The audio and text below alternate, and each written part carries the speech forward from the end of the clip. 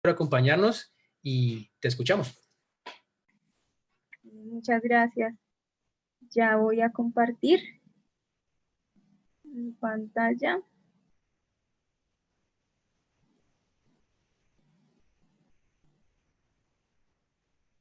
Listo. Bueno, primero agradecer al instituto y a la asociación por brindarme este espacio y a todos ustedes por la asistencia. Yo hoy voy a hablar acerca del manejo nutricional en desórdenes del ciclo de la urea y no tengo ningún conflicto de interés ni ninguna relación de tipo comercial con las empresas o los productos que voy a mencionar durante la presentación. Entonces, primero, para empezar, tendríamos que ubicarnos en qué es el ciclo de la urea, en qué consisten estos desórdenes del ciclo. Básicamente son defectos en la excreción de nitrógeno, en el metabolismo de ese nitrógeno a urea. Permítanme, voy a cambiar aquí el puntero. Y en la síntesis de arginina. Y hay de diversos tipos, como podemos ver en la imagen, de acuerdo a la enzima que se ve afectada. Entonces, si hay una alteración a nivel de estas tres enzimas, podemos hablar de desórdenes mitocondriales o defectos proximales que suelen ser mucho más severos que otros defectos como los distales, en donde se ven alteradas estas tres enzimas. Y también puede ocurrir una alteración a nivel de transportadores, como el ORNT1 o el transportador de citrina. Entonces, dependiendo de cuál sea la enzima afectada, pues eso nos dirá cuál es el tratamiento que debemos seguir. Básicamente, como lo mencioné en una charla anterior, la clave es poder entender esa vía metabólica, qué es lo que necesito restringir y qué necesito suplementar de acuerdo a ese defecto enzimático. Entonces, independientemente de cuál sea el defecto, una característica usual es que haya un aumento de amonio, que puede ser mucho más marcado o no, eso depende de factores como la actividad enzimática, por ejemplo, del paciente. También dependiendo de dónde esté ubicado el defecto, podemos encontrar posiblemente un déficit o una disminución de la arginina. Esto es básicamente que todo el metabolito que esté antes de la enzima que esté alterada, por ejemplo en este caso, se puede aumentar y lo que esté después o corriente abajo puede estar disminuido. Entonces, este puede ser el caso de la arginina, de la citrulina para OTC, pero no va a ser así si yo tuviera un defecto a nivel de la arginasa, donde claramente la arginina se estaría acumulando y todo lo que procede estaría en déficit. Entonces, esto me lleva nuevamente a que depende del defecto el tratamiento. Entonces, pues inicialmente nosotros lo que vamos a buscar es remover este tóxico y el tóxico es el amonio. Y eso lo vamos a lograr a partir del uso de depuradores de amonio, del manejo con una dieta restringida en proteínas, de lo cual voy a hablar más adelante. Si nosotros tenemos un déficit, pues posiblemente necesitamos suplementar el producto. Entonces, vamos a tener que suplementar arginina, excepto en el déficit de arginasa, o tendremos que suplementar citrulina, por ejemplo, si estamos ante un defecto de OTC. Y también esta enzima, esta vía metabólica que ocurre cuando hay un defecto de NACS o de N-acetilglutamato sintetasa, me lleva a ejemplificar dar el cofactor. Por ejemplo, si yo tuviera el defecto aquí, no voy a poder producir N-acetilglutamato, por lo tanto no voy a tener ese cofactor que me active la carbamóvil fosfato sintetasa para activar el ciclo. Entonces la solución sería dar el cofactor, el N-acetilglutamato, que eso es a través del ácido carglúmico, de lo cual hablaremos más adelante. Pero esto es a modo de introducción. Entonces, hay varios signos que nos pueden estar indicando hiperamonemia o por los cuales nos deberíamos alertar y tomar amonio. Los más comunes pueden ser alteraciones a nivel de cambios de humor, por ejemplo, agresividad, hiperactividad, un vómito frecuente, ataxia, letargia, alteraciones a nivel de hiperventilación, también puede haber asterisis o compromisos asociados a alteraciones en el patrón de sueño. Entonces, si se presentaran algunos de estos signos, nosotros tendríamos que estar pensando que puede haber una hiperamonemia y es clave que nosotros hagamos educación a los padres en manejar esto, en reportar esto para hacer el manejo adecuado, del cual también voy a hablar, y que nosotros como profesionales también estemos enterados y actualizados respecto a estos signos y síntomas que nos podrían sugerir que es necesario medir amonio para determinar cuál es el manejo que yo debo hacer.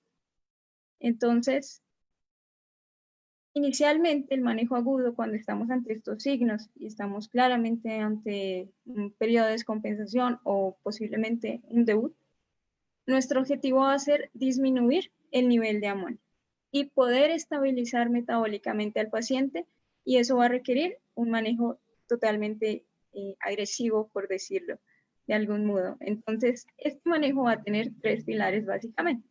El primero es que nosotros necesitamos reducir ese amonio, necesitamos hacerlo, y para eso, como mencioné, podemos utilizar depuradores de amonio, si lo requerimos un manejo extracorpóreo con hemodiálisis, hemofiltración o diálisis peritoneal, lo que tengamos, y suplementos, que vamos a tener que suspender la proteína de 24 a 48 horas. Esto también depende del amonio.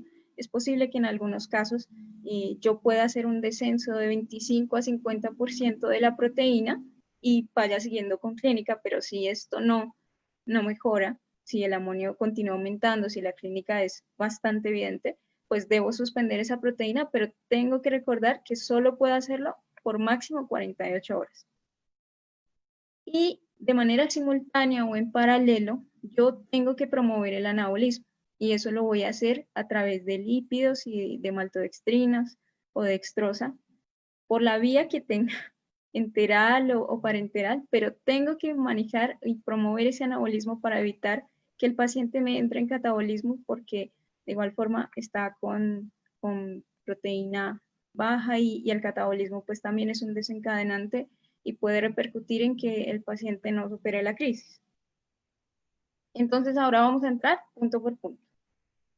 Los depuradores de amonio o el manejo extracorpóreo van a depender del nivel en el que se encuentre este amonio que vemos aquí. Entonces, si tenemos niveles entre 100 y 250 fuera del periodo neonatal, o en neonatos entre 150 y menor a 250 micromol litro, pues aquí es cuando tenemos que iniciar, una vez, manejo con depuradores como benzoato o fenilbutirato de sodio. Pero si nosotros estamos ante un recién nacido que está con niveles de 250 a 500, o un niño que no tiene coma, pero tiene un nivel de amonio mayor a 500 micromol litro, un adulto con niveles superiores a 200 micromol, ya tenemos que estar preparando esta hemodiálisis, y aquí con niveles de 500 a 1000 nosotros ni siquiera podemos pensarlo, tenemos que iniciar inmediatamente. También es un criterio iniciarlo cuando, a pesar de que hemos hecho todos los 3 pilares que mencioné anteriormente, el paciente parece no mejorar y sus niveles continúan ascendiendo entre las 3 a 4 horas siguientes a la última medición. Eso ya es una indicación de que necesitamos un manejo extracorpóreo, porque nuestro objetivo básicamente es disminuir ese amonio y evitar que pase el mayor tiempo posible presente o aumentando. No solo depende de cuándo aumente, sino cuánto tiempo va a permanecer ahí. Entonces, como mencioné, pues nosotros podemos utilizar benzoato de sodio o fenilbutirato de sodio, y esto es básicamente hacer que, o depurar amonio, convirtiéndolo en una molécula que yo pueda excretar por orina. Entonces, el benzoato de sodio lo depura generando hipurato, y el fenilbutirato de sodio, fenilacetilglutamina. Las dosis recomendadas es que de modo endovenoso pues yo pueda iniciar con bolos de 90 a 120 minutos en una dosis de 250 miligramos por kilo día y que luego me mantengan esas dosis y pase gradualmente a dosis enterales entre 250 a 500 miligramos por kilo día. Nosotros actualmente no tenemos disponibilidad de estos depuradores de forma intravenosa, entonces tendríamos que considerar estas dosis y pues también vale la pena que aún sigamos haciendo esfuerzos porque por vía endovenosa nosotros podemos ver un resultado mucho más rápido, pero igual hay que iniciar con los depuradores. Cuando ya son pacientes que tienen más de 20 kilogramos, se utiliza una fórmula con superficie corporal, se recomienda que no se pase de 12 gramos al día de estos depuradores de amonio y que es muy importante que nosotros vigilemos electrolitos porque tienen una carga de sodio considerable, específicamente el benzoato tiene por cada gramo 7 minimoles y el fenilbutirato tiene aproximadamente 5.4, entonces es necesario hacer vigilancia de sus electrolitos porque podríamos de pronto desencadenar una hipocalemia, entonces es clave hacerlo. También aquí tengo que aclarar que el ácido carglúmico, como mencioné anteriormente, solo está indicado cuando hay una deficiencia de N-acetilglutamato sintetasa, no está indicado para los otros defectos, para los otros tenemos estos depuradores. Y lo podemos manejar en dosis de 100 miligramos por kilo. Ahora, cuando nos referimos a la arginina, y literal, esto es como un superhéroe, porque nos va a hacer, dependiendo del defecto, hacer que se optimice este ciclo y que podamos pues revertir esta descompensación. Entonces, las dosis recomendadas de acuerdo al protocolo estadounidense es de 100 a 200 para pacientes que tengan menos de 20 kilogramos en los defectos de SPS y OTC, y cuando tienen más de 20 kilogramos, pues un máximo de 6 gramos al día. Para ASS y ASL, aproximadamente unos 600 miligramos por kilo, y cuando el peso es superior a 20 kilogramos, máximo también 6 gramos al día. Las guías europeas, las más recientes, difieren en esta dosificación. Recomiendan 250 por kilo en CPS y OTC, y en ASS 250 también, pero en ASL de 200 a 400. Entonces esto depende mucho de cada paciente, esto es individual y realmente lo que nosotros tenemos que hacer es seguir los parámetros en un perfil de aminoácidos para establecer si las dosis son adecuadas o no, porque si yo estoy por debajo de este nivel, pues eso me sugeriría que tengo que aumentar de pronto un 10% más de la dosis que estoy manejando de arginina, pero cuidando pues no pasarme del máximo, porque esto igual me puede comprometer o llevar a un déficit energético. La arginina también tiene implicaciones a nivel de creatinina, pero si yo supero esos 150 micromol litro por la dosis que esté dando, pues podría llevar al paciente a vasodilatación y posteriormente a una hipotensión. Entonces es importante que yo me guíe con base en el seguimiento de la arginina para establecer cuáles son las dosis indicadas y que esto es totalmente individual y las dosis pueden diferir de paciente a paciente. Esto es simplemente una guía, pero es precisamente un marco de referencia para partir. Entonces, con respecto a suspender la proteína, pues como les mencioné, nosotros solo tenemos un lapso de 48 horas máximo, porque si nos pasamos de este tiempo, lo que estamos haciendo es inducir catabolismo. Entonces nosotros tenemos que iniciar aquí gradualmente. Y hay protocolos que establecen que podemos iniciar de 0.2 gramos por kilo día con la proteína. Hay otros que refieren que podemos hacer un inicio de 0.5 y comenzar a incrementar de 0.5, 0.5.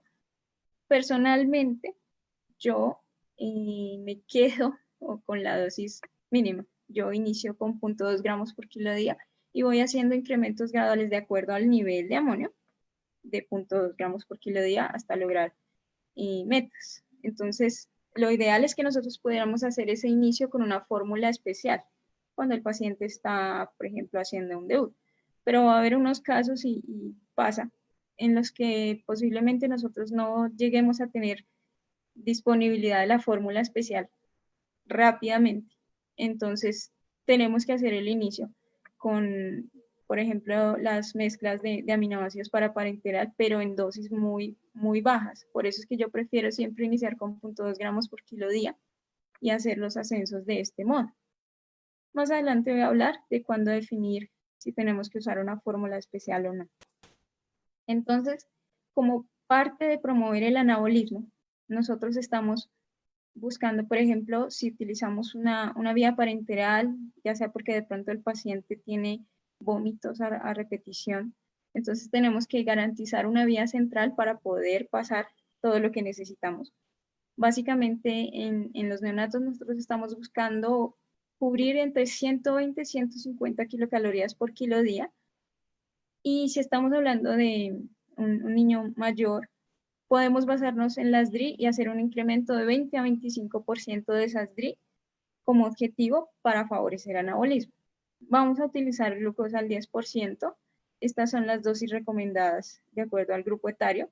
Es importante que monitoreemos glucosa porque si hay una hiperglicemia, podríamos usar insulina en dosis de 0.05 unidades por kilo, pero no es recomendado que hagamos ascensos si vemos que la glicemia está aumentando y el lactato también está aumentando. Ahí es preferible que no utilicemos la insulina, sino que disminuyamos la cantidad establecida de glucosa. Entonces siempre hay varias cosas que evaluar y por eso también es importante que nosotros nuevamente consideremos que esto es un manejo interdisciplinario y que necesitamos un equipo trabajando en conjunto para poder responder a la descompensación del paciente.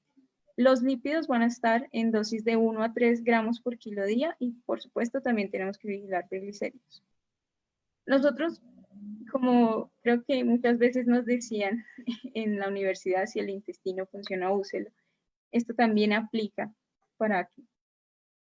Nosotros podemos usar nutrición enteral, pasar sonda si es necesario y aplicar esto que se conoce como el tratamiento de emergencia y que, como muy bien dice una colega, esto salva vidas y realmente es lo que tenemos que pensar, por ejemplo, cuando el paciente empieza a debutar en casa con estos síntomas. Nosotros podemos hacer el manejo con este tratamiento de emergencia y si él de pronto no consume la dosis total, que es básicamente esta, ustedes también la pueden encontrar aquí por edad y la concentración. Si el paciente no consume totalmente esa dosis o empieza a presentar episodios eméticos o continúa empeorando su clínica, pues ahí ya tendríamos que ir directamente a la clínica. Igual si estamos en la clínica y tenemos un acceso a una sonda, pues podemos hacer uso de este manejo de emergencia, que básicamente va a ser una dosis de maltodextrinas cada 2 a 3 horas y que más adelante les voy a contar una experiencia respecto a esto. Entonces aquí simplemente quiero hacer alusión a que la podemos utilizar y que esto va a ser parte importante de poder garantizar anabolismo mientras hacemos los incrementos graduales de la proteína. Entonces ahora voy a hablar acerca del manejo crónico. Pues en el manejo crónico nosotros también tenemos unos objetivos y 3 pilares de manejo básicamente. El primero es que vamos a mantener ese amonio en rango normal y que para eso nos vamos a basar en el rango que se haya establecido por cada laboratorio porque eso puede diferir. Entonces es importante tener en consideración esto. Y que vamos a garantizar crecimiento y desarrollo adecuado. Y que esto lo vamos a lograr pues haciendo un buen manejo de la dieta, utilizando esos depuradores de amonio que mencioné, el benzoato, el fenilbutirato de sodio y los suplementos como la arginina o la citrulina cuando correspondan. Entonces, con respecto a la dieta, nosotros vamos a basarnos en las DRI nuevamente, en ese compendio de recomendaciones de macro y micronutrientes y que nos va a permitir también establecer el requerimiento calórico. Entonces, vamos a hacer uso de esto y nuevamente tengamos en cuenta que si el paciente entra en un periodo de descompensación que tiene esos signos de alarma de los que ya hablé, tenemos que aumentar estas DRI al menos un 20% para poder garantizar el requerimiento calórico. Nosotros también vamos a hacer una distribución de carbohidratos y de grasa dependiendo del grado de restricción que hagamos de proteína. Tenemos que considerar que de carbohidratos no nos podemos pasar de un 60% del valor calórico total porque eso podría inducir o generar un riesgo de hipertrigliceridemia y que básicamente igual tenemos que tratar de garantizar pues fuentes de carbohidratos complejos, grasas que no van a ser de tipo saturadas, y que esto va a ser muy importante porque nos va a garantizar no solo anabolismo, sino un uso eficiente de esa proteína que estemos dando, ya sea muy poca o no. Entonces, respecto a la proteína, las últimas guías recomiendan, y de hecho eso ha sido muy común, utilizar como referencia la recomendación de la FAO, de la OMS, de ingesta segura de proteínas. Entonces, nosotros podemos utilizar pues diferentes tipos. Va a haber pacientes que sean un poquito más tolerantes a fuentes de alto valor biológico y que preferiblemente son lácteos por el tipo de proteína, porque la caseína se puede metabolizar completamente y nos va a contribuir en menor medida a esa carga de nitrógeno y de amonio. Entonces, por esa razón es que preferimos utilizar lácteos y que tenemos que tener en consideración que, bueno, independientemente de esto, se tiene que cuantificar y es algo que nosotros tenemos que enseñar y que es importante que garanticemos que de esto, de energía, de carbohidratos, de grasa, de proteína, en la última comida demos un 25% de la meta, porque el niño va a pasar pues un periodo de ayuno por el tiempo de sueño que va a tener, entonces nosotros pretendemos evitar cualquier riesgo de catabolismo durante ese periodo de ayuno. Esa es la razón para los 25%.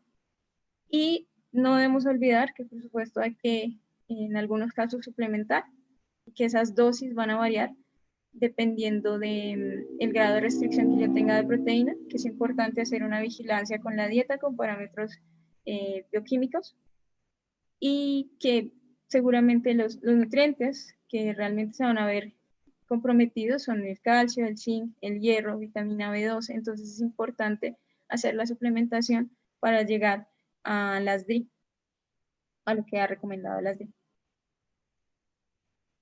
Con respecto a la proteína, pues como les mencioné, aquí van a encontrar más amplia la tabla de la FAO. Entonces aquí van a encontrar las recomendaciones de ingesta segura por gramo por kilo de peso y por edad. Entonces, nosotros estamos ante diferentes escenarios y esto nuevamente depende de la tolerancia del paciente, tolerancia que nosotros vamos a medir con amonio y otros parámetros de los que hablaré un poco más adelante, de la actividad residual de la enzima. Entonces, parte de esos escenarios es que posiblemente necesitemos hacer un uso muy moderado de cereales, plátanos, tubérculos y mayor proporción frutas, verduras y un uso de la fórmula especial que básicamente es una mezcla de aminoácidos esenciales que de acuerdo al laboratorio pues tiene una adición de macronutrientes y que por supuesto también tiene una adición de micronutrientes. Entonces podemos estar ante este escenario, pero también podemos estar ante un escenario en el que el paciente puede que no necesite esta fórmula, puede que sea más tolerante, por ejemplo, en el caso de los inicios tardíos, que requiera o que pueda tolerar cierta cantidad de lácteos y estas distribuciones de alimentos puedan cambiar. Esto es totalmente individual, depende de cada paciente. Nada es igual, así sea la misma enfermedad. Y podemos estar ante el escenario de que de pronto el niño me tolera cierta cantidad de lácteos y que igual tiene que tener una cantidad específica de fórmula especial. Nosotros, ¿cómo vamos a establecer si el niño es tolerante o no? Por supuesto, con el amonio. Y estableciendo con la dieta si él puede llegar a esto mínimo requerido. Si el paciente, digamos, yo voy a hacer un ascenso de 0.2 gramos por kilo. Anda, no te escuchamos. ¿Ya me escuchan? Sí, señora. ¿Hasta dónde me escucharon? Cuando ya ibas a empezar a hablar sobre la tolerancia de... Ah, listo. Entonces, les decía que nosotros podemos definir tolerancia a cuál de estos escenarios es en los que vamos a estar con base en el amonio y en una muy buena cuantificación de la dieta para establecer si nosotros estamos cumpliendo este mínimo requerido. Por supuesto, esto también depende de la antropometría, de cómo vaya esa curva de crecimiento. Entonces, si, por ejemplo, yo estoy haciendo un ascenso con fuentes de alto valor biológico, por ejemplo, un lácteo, y hago un ascenso de 0,2 gramos por kilo día para un niño de 3 meses, o sea, con leche materna en este caso, y veo que el nivel de amonio se aumentó, superó el rango normal. Entonces, eso me indicaría que el paciente no es tolerante, que simplemente de pronto me tolera la cantidad anterior, que tengo que hacer ajustes y que él va a necesitar una fórmula especial para lograr esas metas y continuar el crecimiento normal o su curva de crecimiento. Pero si yo voy a hacer un uso de fórmula especial, tengo que tener en cuenta que por el tipo, por ser una mezcla de aminoácidos, no va a ser tan biodisponible como la proteína natural, que es la que yo encuentro en alimentos.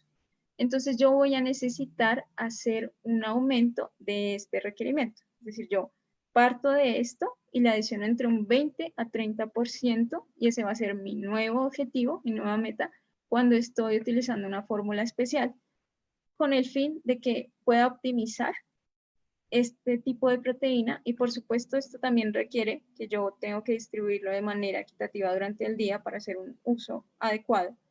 Esto es independiente de si uso o no la fórmula especial. Requiero hacer esa distribución equitativa y si yo uso la fórmula especial, esto implica que al menos debo tener 3 dosis, 3 tomas en el día. Entonces, esto también, por supuesto, lo voy a seguir, como les mencioné, con el nivel de amonio, con la curva de crecimiento, con la clínica. Todo esto me va a decir si mi paciente es tolerante o no y si yo debo usar esa fórmula especial. Es posible y está descrito en las guías que yo tenga que utilizar entre un rango de 20 a 50% de esa fórmula especial e ir ajustando mis otros grupos de alimentos y es muy probable que en un paciente que no sea tan tolerante yo tenga un mayor uso de frutas y verduras, como en este caso, muy moderado consumo de fuentes de medio valor biológico y un consumo significativo de la fórmula especial, pero nuevamente esto depende de cada caso. Entonces, en cuanto a los depuradores de amonio, yo usaré benzoato, fenilbutirato en dosis de 250 miligramos por kilo al día, divididas entre 3 a 4 dosis, y esto también por el sabor requiere que se consuma en las comidas con abundante agua, que por supuesto continuemos vigilando electrolitos. El hecho de que yo tenga un paciente con un error innato no significa que voy a descuidar otros parámetros. Mi paciente requiere tener un perfil nutricional muy completo, al menos una vez en el año, y esto incluye electrolitos, transaminasas, perfil lipídico, glicemia, función renal, etcétera. Al menos una vez, pero esto también, la frecuencia también depende de cada paciente. Entonces, respecto a los suplementos, y que aquí también tengo otra imagen, esto también va a variar de acuerdo a la enfermedad y esto es con base en lo recomendado en las guías europeas. Entonces, básicamente para CPS y OTC, que son desórdenes proximales, yo estaré utilizando de 100 a 200 miligramos por kilo día en niños con un peso por debajo de 20 kilogramos. En ASS y ASL puede aumentar este rango a 300. Cuando el niño pesa más de 20 kilogramos, yo uso una fórmula de superficie corporal y tengo que tener en cuenta no pasarme en estos dos desórdenes de 6 gramos al día. Y para estos dos desórdenes hay algunas publicaciones que refieren que no debo pasarme de 8 gramos al día. Para síndrome de triple H también está indicado por debajo de 20 kilogramos de 100 a 200 miligramos por kilo de arginina. Esto es respecto a arginina únicamente. y más de 20 kilogramos, nuevamente no pasarme de 6 gramos al día. Con respecto a la citrulina, voy a manejar dosis de 100 a 200 miligramos por kilo día, máximo 6 gramos al día. En triple H de 100 a 250, nuevamente máximo 6 gramos al día. Hay algunas publicaciones que refieren que si estoy utilizando o suplementando citrulina, posiblemente no voy a necesitar la arginina, pero esto, como lo diré durante o el tiempo que le tenga que decir, esto depende de cada paciente y esto realmente nos lo va a decir un seguimiento con un perfil de aminoácidos estableciendo cómo se está manejando ese rango y si yo realmente no requiero el uso de citrulina, el uso de arginina si estoy utilizando la citrulina. Entonces ahora vamos a hablar acerca de los marcadores de seguimiento. Ya dejé claro que hay que seguir con antropometría, con clínica, la dieta, que el amonio es el marcador por excelencia que nos va a decir si el paciente tolera o no, y que cada vez que yo haga un cambio en la dieta, debería tener un nivel de amonio a los 7 días. Pero hay otros marcadores como la glutamina, que no podemos dejar de lado. Estos son algunos estudios en los que se evaluaron esa correlación que existe entre el amonio y la glutamina a nivel mitocondrial y a nivel citoplasmático. Y claramente los dos hay una correlación, pero está mucho más definida o es mucho más potencial mencionarla en desórdenes intramitocondriales, cuando también tengo una presentación, disculpen, neonatal y una presentación tardía, también se ve alguna correlación entre amonio y glutamina. Entonces aquí lo que quiero dejar claro es que ellos sí tienen una correlación por el mecanismo que ocurre a nivel cerebral, que el marcador de glutamina es clave y cuando nosotros lo estemos evaluando, tenemos que tener claro que si superamos niveles de 1000 micromoles por litro, esto nos está indicando que el amonio no se está depurando de una manera eficiente, que hay que generar estrategias y corregir, y que esto es clave, sobre todo para desafíos que nos darían para otra charla, como las hiperamoniemias asintomáticas. Entonces, posiblemente aún se requiere más investigación. Esto nos sugiere que el amonio es un marcador agudo y que la glutamina puede ser un marcador crónico, pero que es vital que nosotros tengamos en cuenta la glutamina y que no solo nos quedemos con un marcador, así como les mencioné que igual tenemos que hacer un perfil nutricional completo, tenemos que tener en consideración otros parámetros, otros marcadores con un perfil de aminoácidos en plasma, como la glutamina. Y como otros, como los aminoácidos ramificados. Cada vez vamos sumando más argumentos a por qué deberíamos hacer un perfil de aminoácidos y la frecuencia realmente depende de cada paciente, pero está sugerido que al menos yo tenga ese perfil 2 veces en el año. ¿Por qué debería evaluar aminoácidos ramificados? Pues realmente nosotros estamos buscando hacer un equilibrio con la dieta, pero está descrito que el uso de fenilbutirato de sodio tiene algunas implicaciones. Entre esas, disminuir estos aminoácidos ramificados, porque al parecer, de acuerdo a lo que está escrito por estudios in vitro y por algunos estudios descriptivos, este depurador de amonio inhibe la actividad de la quinasa en la enzima de deshidrogenasa de alfa-cetoácidos y eso hace que esta enzima esté activa totalmente y esto permanentemente, de hecho. Y esto contribuye a que se disminuyan los niveles de valina, leucina, isoleucina y una deficiencia puede inducir a catabolismo y esto claramente nos lleva a descompensación. Entonces es sumarle un argumento más a por qué nosotros tenemos que hacer un perfil de aminoácidos además del amonio. Aún hace falta estudios longitudinales para verificar esta relación, pero igual el riesgo ya ha sido descrito y no es algo que no se pueda corregir con la dieta, pero tiene que tenerse en cuenta. Nosotros tenemos que detectarlo a tiempo antes de llegar a una deficiencia que genere compromisos significativos y severos. Estos son los marcadores que han estado establecidos o reportados en algunos protocolos en los que yo debería manejar citrulina 70 a 120, arginina, hay algunos que dicen de 70 a 120, otras guías refieren 80 a 150. Esto también puede variar de acuerdo al protocolo, pero es importante que nosotros hagamos seguimiento, ya sea con el que nos quedemos, pero tenemos que hacer el seguimiento para establecer la dosis con la que vamos a manejar arginina. Estos son los parámetros para los ramificados y entre paréntesis se encuentran los valores cuando se consideran deficientes. Y la glutamina tiene que estar entre 800 y 1000, como ya lo mencioné. Es importante que nosotros tengamos en cuenta que esto no es lo único que va a ser la base del seguimiento. Es muy, muy importante hacer educación y en consulta, no solo educar a los padres, sino preguntar por posibles desencadenantes de hiperamonemia, que nos pueden estar alertando y que nos pueden estar indicando que hay que llevar a cabo estrategias. Primero, una pérdida de peso progresiva ya es un signo de alerta que tenemos que considerar. En la inapetencia, en estos pacientes, en infecciones, en cuadros de fiebre, tanto el aumento como una ingesta muy estricta de proteína. El aumento porque es una carga para el ciclo y el déficit porque nos lleva a catabolismo.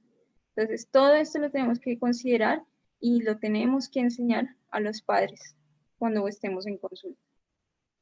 Aquí quiero, con autorización de los padres, hablarles acerca de un caso.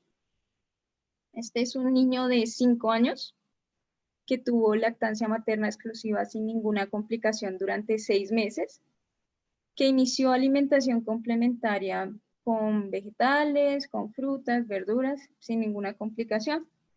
Pero hacia el 9º mes inició proteína animal.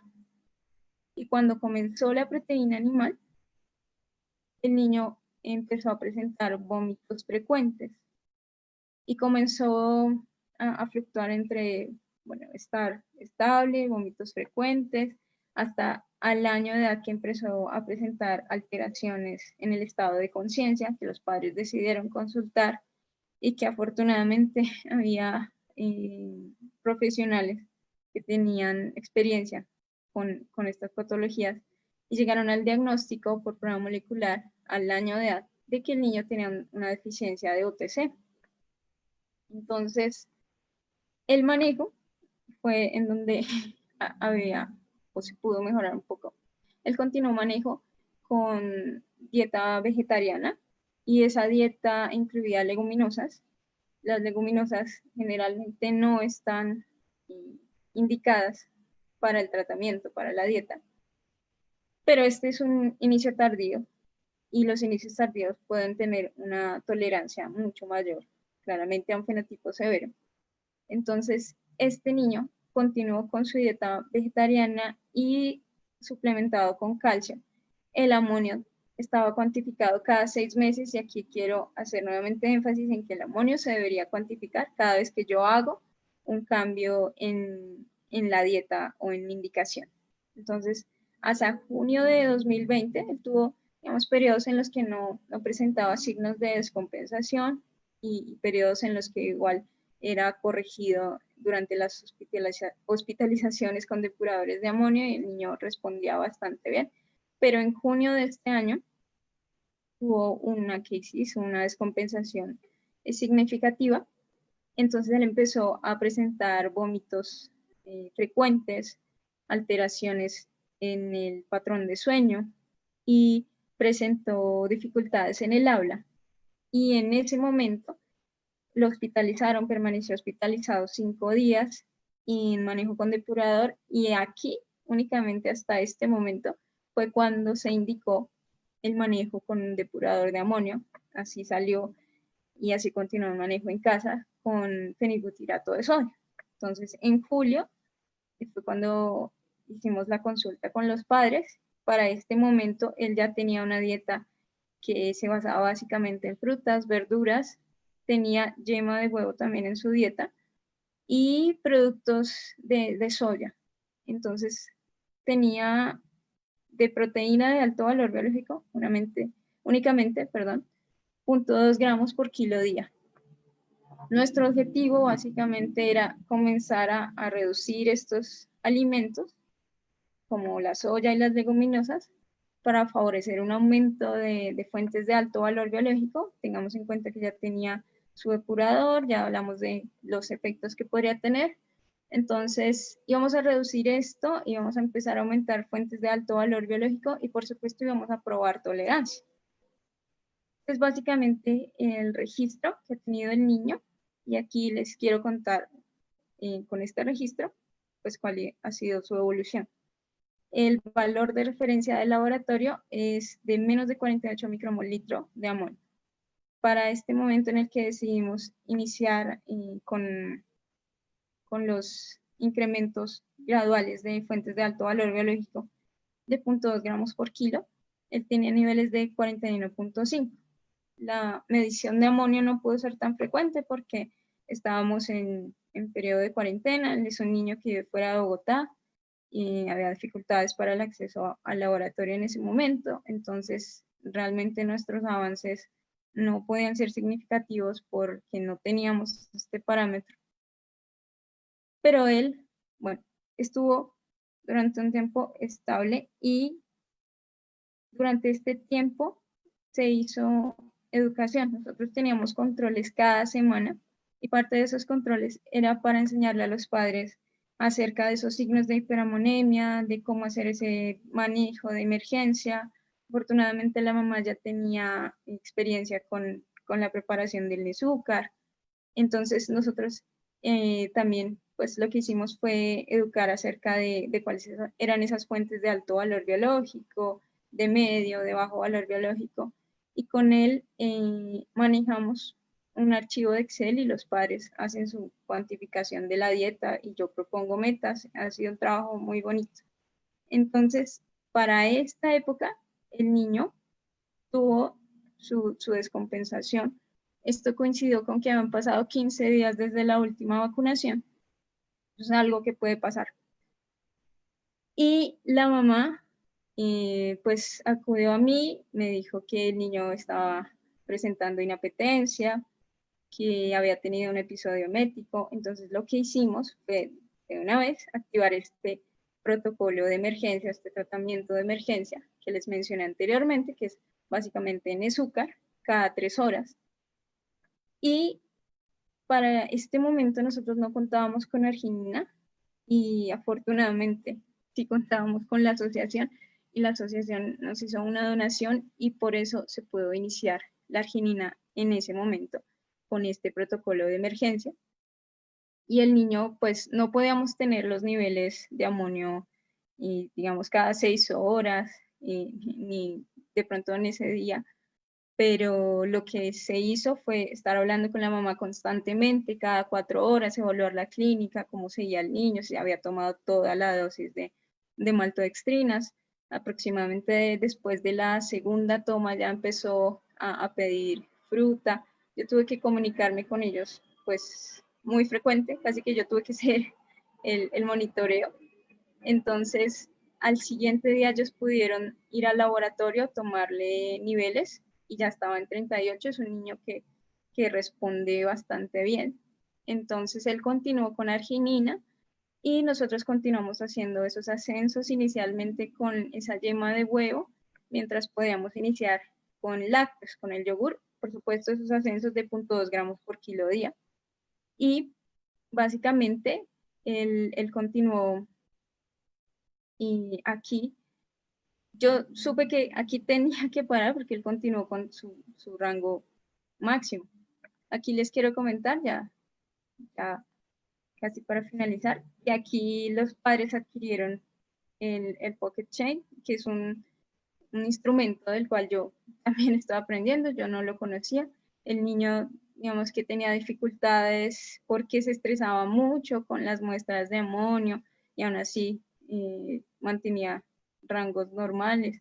Entonces los padres hicieron un esfuerzo significativo y adquirieron este equipo que básicamente es como tener una punción y tener el nivel de amonio aproximadamente en 3 minutos y eso nos permitía pues tener esa cuantificación de amonio cada 7 días e ir probando esos ascensos.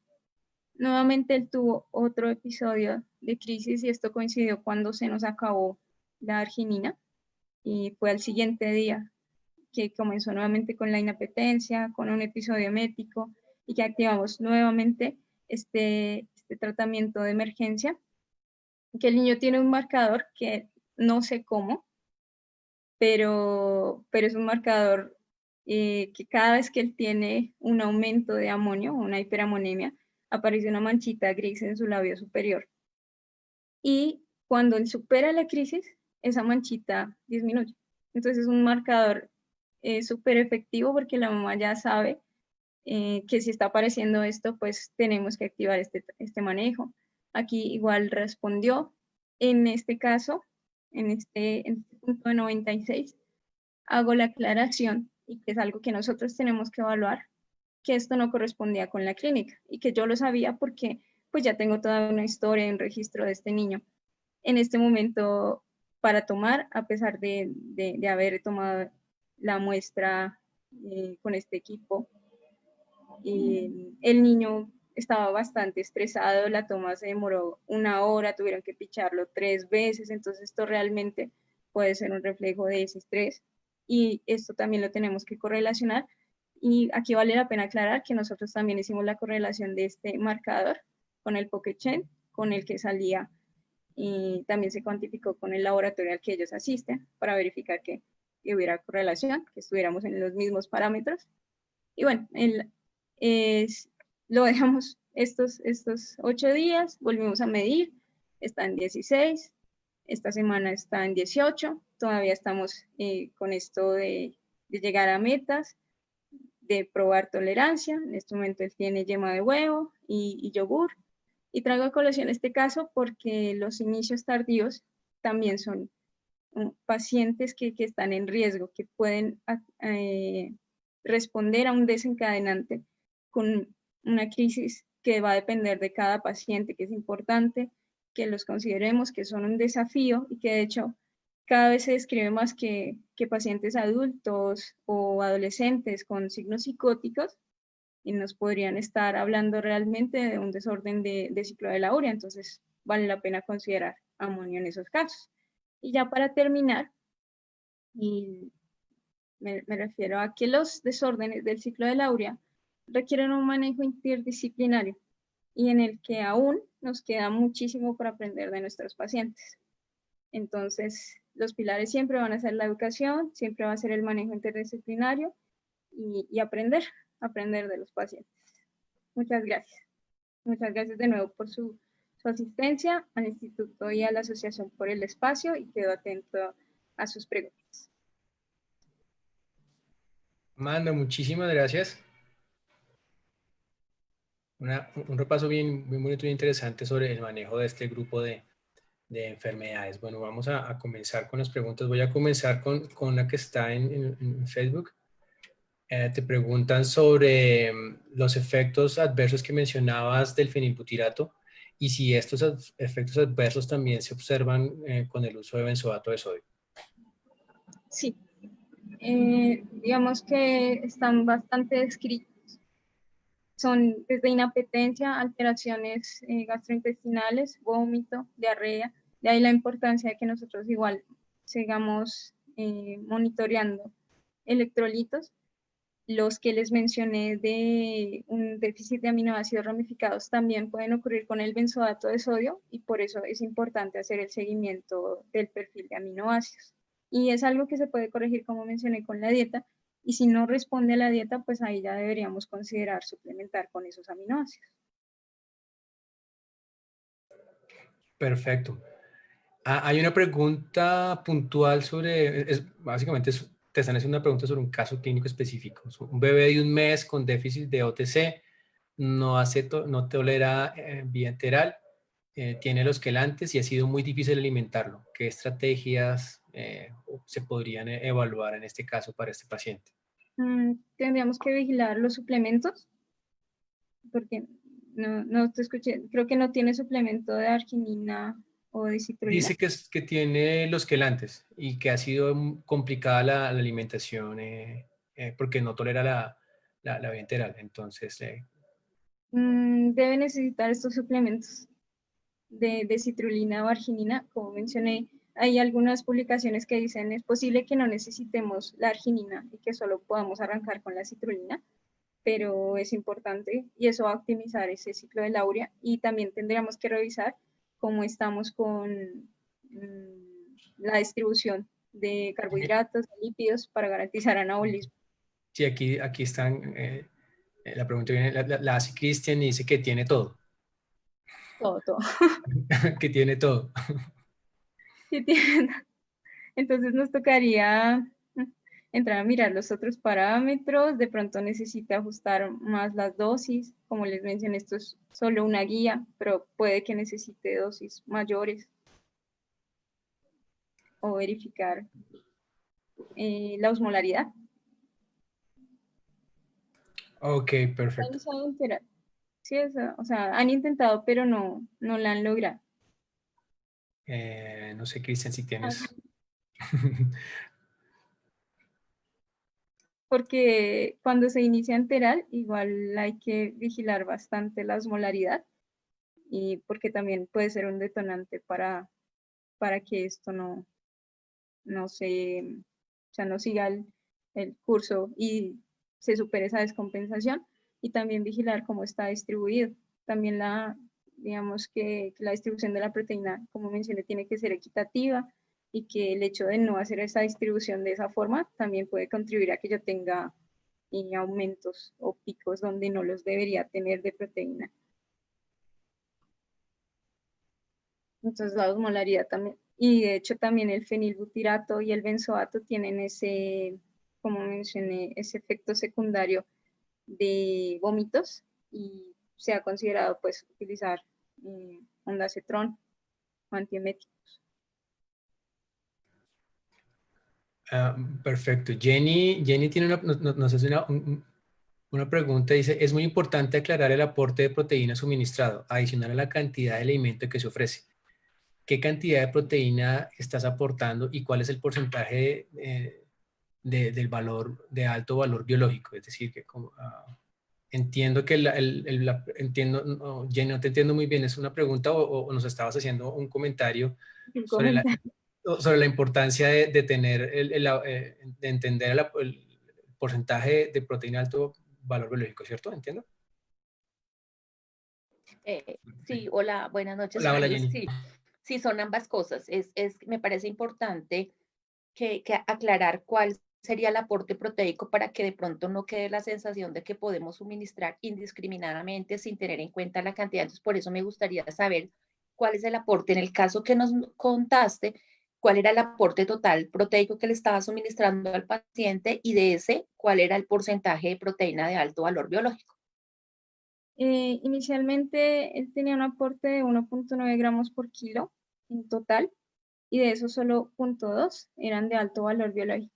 En este momento nosotros estamos intentando, pues en su momento llegaba a metas de un 60% de alto valor biológico y un 50% de alto valor biológico, pero pues también en este momento estamos evaluando la tolerancia, que tanto puedo ascender a ese porcentaje, porque es muy posible que yo no llegue a un 100% con fuentes de alto valor biológico, y que sí es importante considerar que la FAO pues fue diseñada o inicialmente establecía esas fuentes de proteínas y requerimientos con fuentes de alto valor biológico, que en este caso son una guía, y que eso posiblemente no lo vayamos a lograr, pero que esto lo vamos a establecer con tolerancia, como vaya como vaya evolucionando el amonio, como vaya evolucionando la glutamina y los perfiles de aminoácidos, que el marcador del amonio es clave porque es un marcador agudo y es el que nos va a determinar si estos incrementos están siendo adecuados o no, y que cada aumento siempre es de 0.2 gramos por kilo de fuentes de alto valor biológico. Discúlpame, acá tengo una pregunta, una contrapregunta, y es, con el número que me estás diciendo de 1.9, sería casi el doble o el 80% más de requerimiento que el niño tiene por la FAO. Entonces, aquí la pregunta sería, ¿Cuál es la razón para estarle dando esa cantidad? ¿No está creciendo adecuadamente? ¿Son indicadores? O sea, ¿cuál sería la justificación? No, esa cantidad era la que tenía cuando yo lo recibí en la consulta. Él estaba manejando 1.9 y tenía un crecimiento adecuado, una talla adecuada para la edad, peso adecuado y también índice de masa corporal adecuado para la edad. Y esa era la cantidad que le estaba manejando en su momento. Yo en este momento estoy manejando 1.4 y también tengo un nivel adecuado de crecimiento.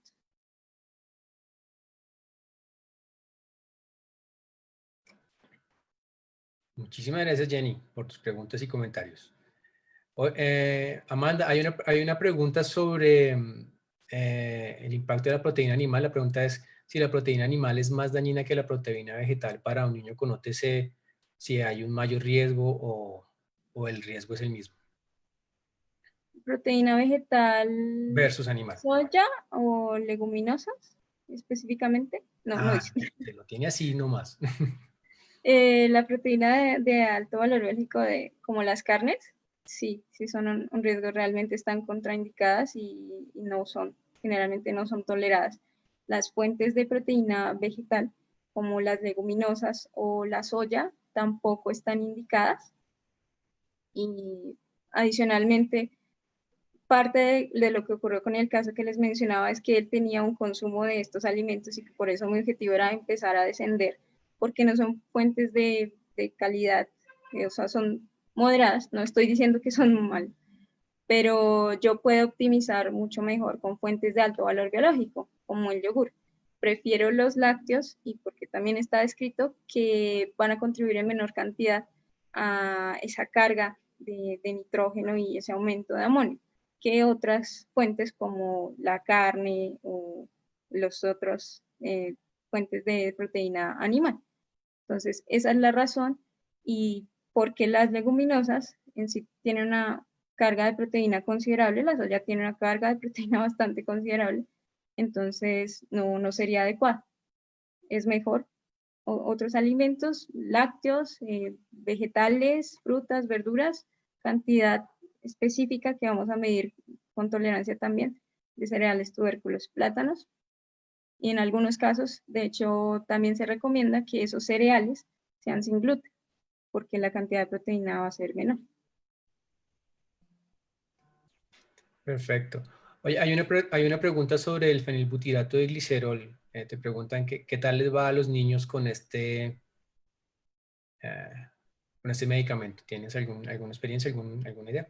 No he tenido niños con ese medicamento y lo que he visto que está escrito es que puede tener una mejor aceptación porque no tiene sabor comparado con los otros depuradores que son muy amargos y que requieren una cantidad considerable bueno, deben consumirse con altos líquidos, con las comidas.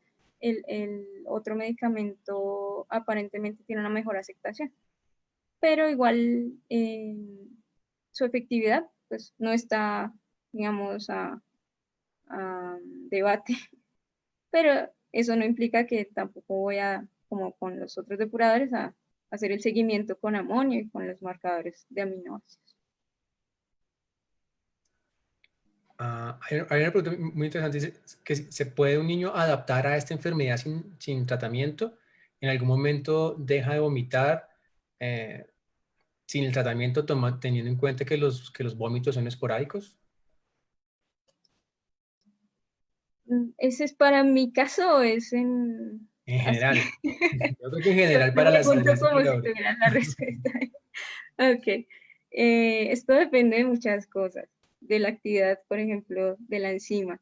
Y hay niños y hay adultos y por eso es que mencioné al final que los pacientes con inicio tardío son un desafío porque pueden haber tenido una mayor tolerancia a la proteína durante toda su vida, pero de pronto llega un desencadenante que activa esa descompensación. Los más descritos son, por ejemplo, una ingesta alta de proteínas.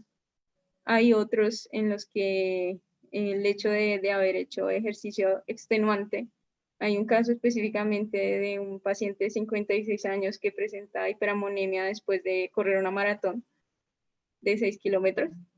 Entonces pueden haber muchos desencadenantes y lo clave aquí es que no podemos dejarnos, o sea, que no podemos dejarlos de lado, que es importante monitorearlos, que el saber si toleran o no depende de un seguimiento bastante estricto.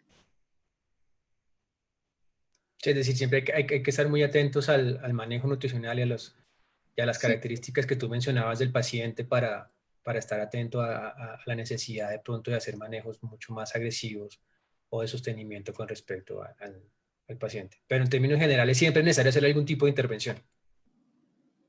es común, es más común hacer un tipo de intervención, solo que de pronto el grado de restricción será menor que un fenotipo más severo. Perfecto. Oye, hay una pregunta que a mí también me estaba surgiendo ahora que tú presentabas el caso específicamente y es sobre el medidor de amonio portátil. ¿Cuál ha sido tu experiencia o qué te han contado la familia que está utilizando el portátil y si tienes un poco más de información sobre este equipo? Sí, eh, los padres todavía están en proceso de aprender a medirlo, se apoyan de una bacterióloga.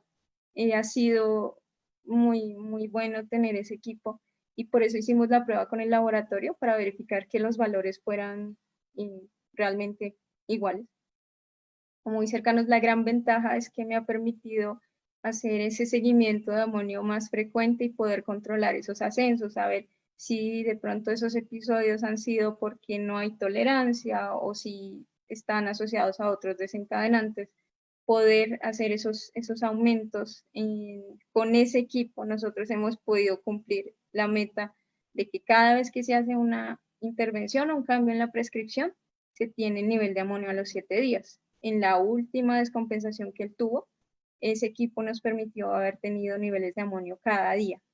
Entonces ha sido una ventaja enorme, enorme porque el niño pues sufre menos. Es una punción, aunque en la última medición que les comenté lo chuzaron varias veces porque también estaba cansado de que lo estuviéramos picando todos los días. Pero ha sido un equipo, una ventaja enorme, realmente, en mi experiencia. Sin ánimo de hacer propaganda, ¿tienes los datos del nombre o Es, ya están todos muy intrigados con eso? sí, Cero el propaganda. equipo realmente eso es un esfuerzo de los padres. Ellos fueron los que se comunicaron con el laboratorio les apoyó, sin hacer ánimo de propaganda. Nosotros colaboramos en esa unión con el laboratorio y costó, pongámosle, casi 5 millones de pesos. Sí, y en este momento ellos tienen un equipo provisional porque con todo esto de la pandemia no se ha logrado, digamos, tener la importación, pero eso sí ha sido una colaboración grande del laboratorio que, digamos, nos ha apoyado en entrenarlos y en darles ese equipo mientras llega el que ellos solicitaron. El nombre del laboratorio no lo tengo en este momento, pero igual, no sé, los que necesiten puedo dejar mi correo y preguntarlo y enviarles el dato. O a través de la asociación con Gina también Sí, pueden tener Gina más también. información con respecto Y yo tengo al equipo. la pequeña cotización. Ok. Eso, Pero tan permitido. ese equipito trae como también una impresora, ¿sí? Sí, Entonces puede imprimir también el valor y ese equipito viene con las tirillas que también tienen un costo, creo que 50 tirillas cuestan casi 600.000 pesos. sí. Pero la ventaja enorme es tener el nivel súper rápido. O sea, tú mides en el equipo, a los 3 minutos sale el nivel de amonio. Y pues que lo tengan ahí y que lo puedan verificar cuando se están viendo esos signos que les mencionaba o la manchita en el labio superior. Es una ventaja grandísima. Para mí ha sido muy bueno. Sin ánimo de hacer propaganda al laboratorio, por eso dije que no tenía conflicto de interés. Sí, no hay cero conflicto, pero bueno, pero en últimas, de nuevo, sí, o sea, creo que pueden contactar a los que estén interesados, pueden contactar a Gina también, que tiene la información del laboratorio y a Amanda para tener más información con respecto a cómo ha sido el seguimiento casi en tiempo real entonces de los cambios de la DIA.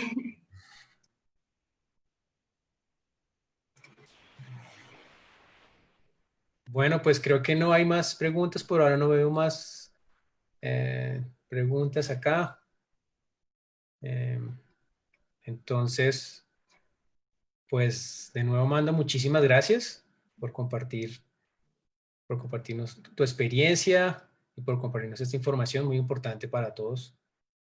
Y entonces, pues, feliz fin de semana y aprovecho para recordarles, nos vemos en nuestra próxima sesión, que tendremos el placer de contar con una de las estrellas latinoamericanas del manejo nutricional de errores innatos del metabolismo. Contaremos con la presencia de la doctora Verónica Cornejo. Entonces, pues, todos para que por favor se programen y estén listos para nuestra próxima sesión. Muchísimas gracias a todos por acompañarnos. No sé, Ginita, ¿tú tienes algo para finalizar? No, muchas gracias por la asistencia. Como dijo el doctor Almésiga, nos vemos en 8 días a las 8 de la mañana. Con la doctora Cornejo nos toca a las 8 de la mañana. Y pues si tienen alguna duda o algo, pues muy bien pueden escribirme o comunicarse con la asociación, que con mucho gusto les estaremos atendiendo. Perfecto. Bueno, muchísimas gracias para todos entonces y que tengan un feliz fin de semana. Bueno, cuídense mucho. Hasta luego. Gracias.